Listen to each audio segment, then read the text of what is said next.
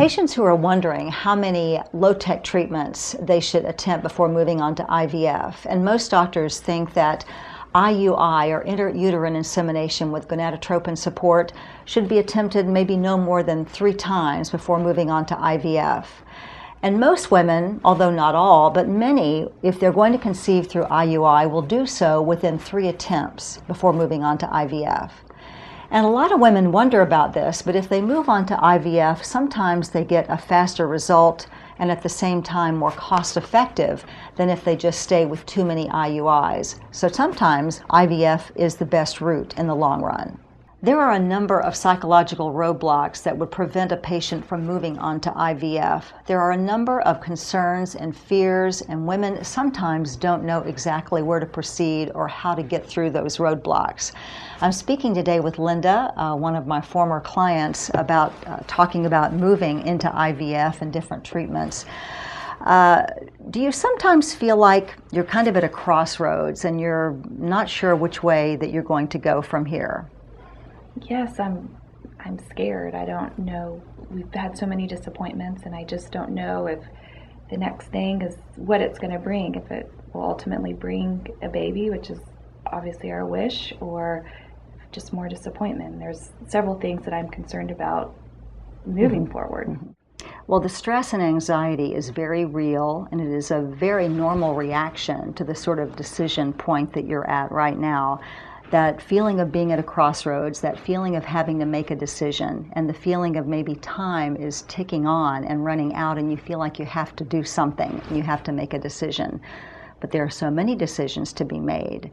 And sometimes women become very loyal to a doctor who does a lot of low-tech treatments like intrauterine insemination, and they don't really do IVF that often. So some women may find that they're not being encouraged to consider IVF, which actually could be a better treatment in the long run for them. Fortunately, our doctor has encouraged us to move on to another practice that does do IVFs. It's hard to leave the doctor that I've been with.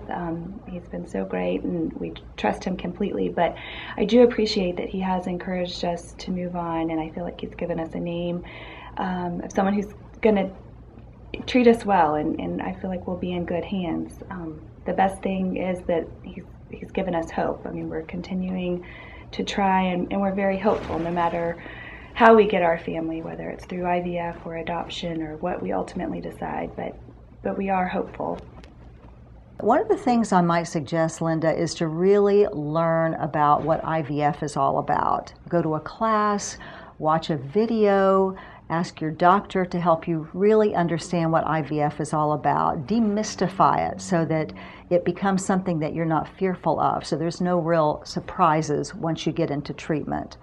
Have you noticed that sometimes your stress level begins to rise and you're having some anxiety about this?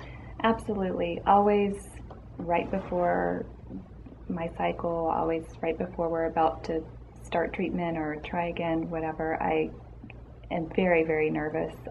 My anxiety is through the roof, as is my husband's. It's just a very exhausting and stressful time.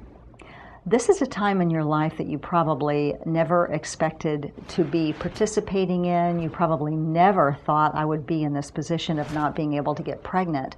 That in itself really brings out a huge amount of anxiety, and then for some women even high levels of depression.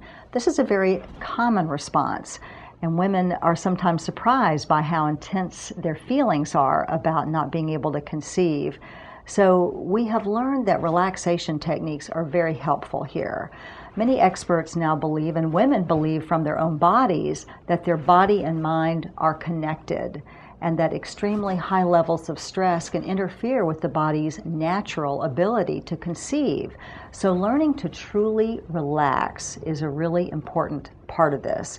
It doesn't guarantee pregnancy, but it certainly can make being a participant in this process of fertility treatments a much easier way to handle.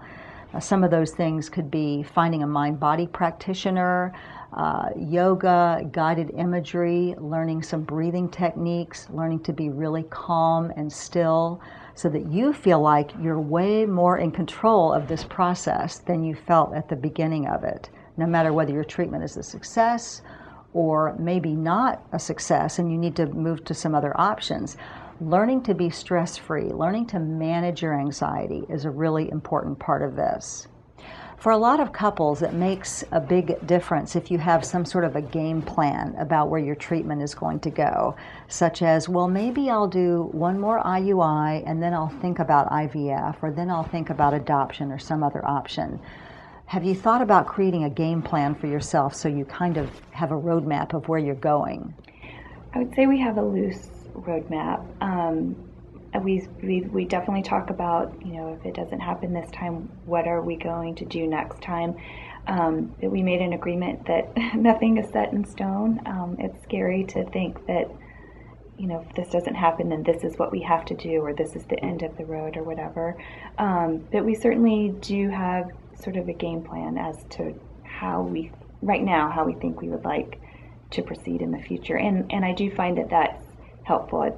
The unknown is not so completely unknown. For women who don't get pregnant with IUI, sometimes moving ahead with IVF may produce a speedier result and may be more cost effective in the long run rather than doing IUI over and over.